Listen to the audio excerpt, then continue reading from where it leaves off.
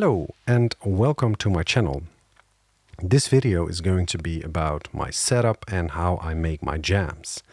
Now, I get a lot of questions about jamming. How do you do this? What's your process? And this is like a very wide, broad question. So I'll try to keep it short, but if you have more questions about details, just hook me up in the comments and I will try to answer them as quickly as possible. And to start this video, I want to point out that I don't make full tracks on my setup. This is really my jam station, my happy place. It almost feels like I'm with a band, and I have like 8 band members that I can control, and I switch places all the time. And if I want to make a full track, I will go to my DAW, but usually this is like a fun place where I can have just 1 hour and jam away. So what I like to do is that I have a structure that is like a track structure that is always the same.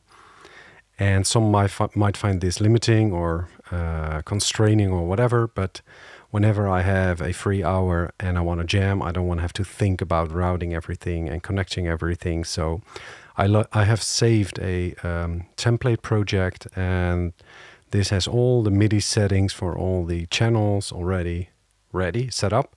So I can just start jamming and select the sound. And tonight I was working on a jam. It's very, very early, but yeah, I thought I'd pause a bit for a bit and set up the camera so I can show you what I'm doing. And hopefully that will be interesting. So yeah, hop along. And what we have right now is 5 tracks, and these are the 5 tracks I always have set up in my template project. And the first one is always my drum track. So yeah, I have selected a sound pack now. So yeah, it has a kick on this one. And the second one controls my Minitaur. It's quite high. I love that sound. And the third one controls my Subsequent. Ooh, also very nice. A lot of reverb, but hey, okay. I'll fix that later. And the fourth one is for my Peak. Just this nice granular pad thing. And the fifth one is controlling my YC61. And these are the tracks I always have. And what I like to do is start with one of my synthesizers, and I start playing something like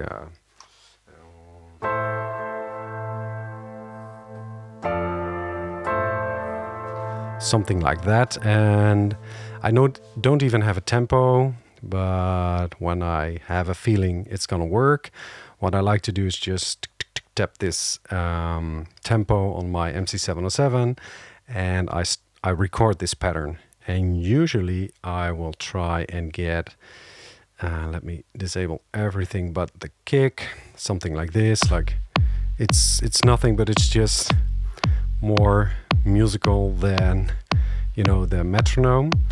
So I get a kick pattern going or something else that gets me in the right mood and the right tempo. And then I record my part if I still remember. And I have already done that, so it sounds like this. If I select both of these clips.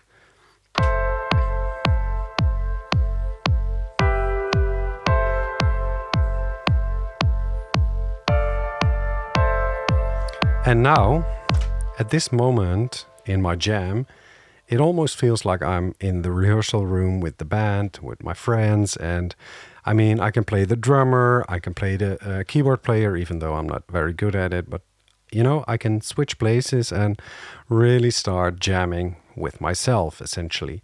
And this is where the MC-707 and all my gear really comes together. And I've been doing this for 3 years now. So I have developed a workflow here that is efficient and a lot of fun to do. So what I do at this moment is just, you know, go to my, for example, my Minitaur and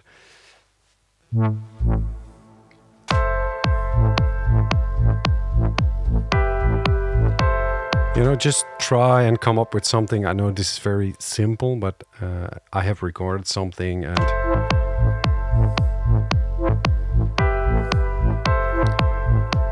Let me disable my piano. Oh yeah. And then I get in the groove or something like that, and I get inspired, and it sort of builds automatically, clip on clip on clip on clip, and then it gets messy.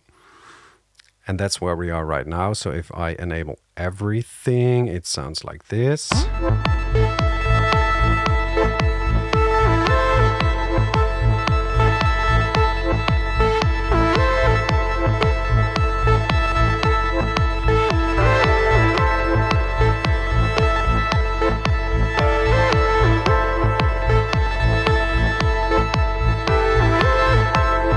So I think this is too much, but at this point in my jam, it doesn't really matter because I try to collect a lot of clips that work together. And what I can do, and that is when the MC707 comes in handy, I can, for example, say like I want this kick pattern and this Minitaur pattern to play together. So I deselect the rest, and it sounds like this. And I think this is how I want to start. Yeah. So maybe. So you see I have my cutoff pre-mapped to this knob. So, and that is the beauty of having the structure always the same, the track structure. I just know where I have to go. And this is so handy when I'm jamming, because I have, I think, a couple of milliseconds before I have to reach the knob. So if I have to think about anything, it is already too late. So I want to start like this. And what I can do on the 707 is have these two clips, like from the kick and the Minitaur, and I can press and hold scene 1, the button. And now it is stored, so I can recall that later while I'm performing my jam, like my intro, so to say. Yeah, I like that. Maybe.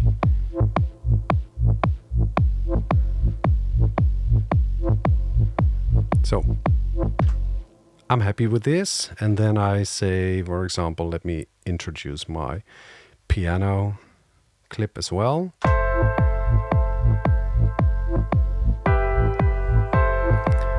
And I can store these 3 clips on scene 2.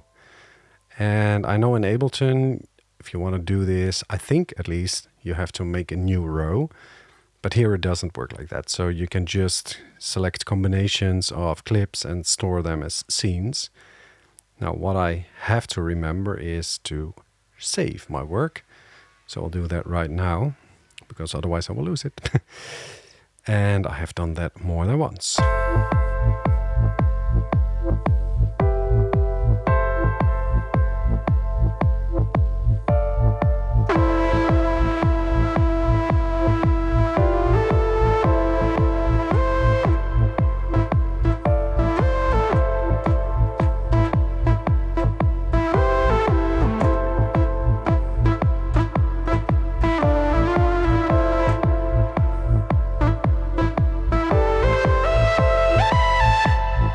Okay, let's say I like this, and then I want to add my subsequent, but I don't want to play my piano anymore, so I select the first 3 clips, like from the first 3 tracks, and these will sound like this.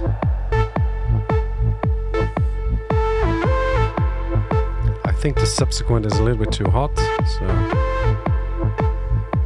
or maybe the Minitaur is too soft. Yes, I like that combination of clips, so I'll store that as scene 3. Now let's say in this process I am done with the first section, so to say, of my jam. And remember, I'm not making a full track, but I'm trying to create a backbone for my performance. It's really like performance or jam or whatever. So I don't do a lot of automation. I don't record a lot of automation. I try to do that by hand. And because I have 1, 2, 3, 4, 5 instruments, and these are actually even more if you want, there's already a lot going on. So I think by having these scene structures, which I can recall, that gives me peace of mind, so I know I can just press the third scene, for example, and these 3 clips will be playing. And I can just tweak some stuff like the cutoff or play a little melody on another track.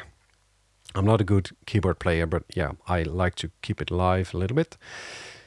So this is how I try to create my first section. And when I'm done with that, I rehearse it a couple of times, like play it over and over, try to see if it works together. And if I'm happy, I just save it. And then I have to come up with a B section. So something sort of similar, but different. And this is usually, well, sometimes it's easy and sometimes it doesn't. It really depends on my inspiration. But this can take maybe one more evening, and then I do the same process again. So I build more clips, I add more clips, maybe introduce some more sounds from the MC-707, or maybe even a new synthesizer sound. And at that point, I try to do it all again, rehearse it all again, and see how my time is going, because I try to keep my jams somewhere like 6 to 8 minutes, I guess. That's usually the maximum for me, for YouTube at least. And yeah, so then I have like an A and a B section. I don't have that right now, but that's my goal. And sometimes even more, like a C section, but it depends on how fast it goes and how long it takes, like the whole jam. And then I try to rehearse it once more. And usually that's when I tweak stuff, like take out a lot of things that are not needed, maybe add a little ear candy with one of the last 3 tracks, think about transitions, and sometimes I really have to make notes, like, okay, on scene 16, for example, you need to do this, or introduce this riser manually, or whatever. And then I rehearse it once, twice, and then I set up my camera, I set up my DAW, so everything is recording, and yeah, that is really how it goes. And I think this was the most real, relevant way to show it. So yeah, I hope you got something out of it, and I really hope to see you in my next video. Bye-bye.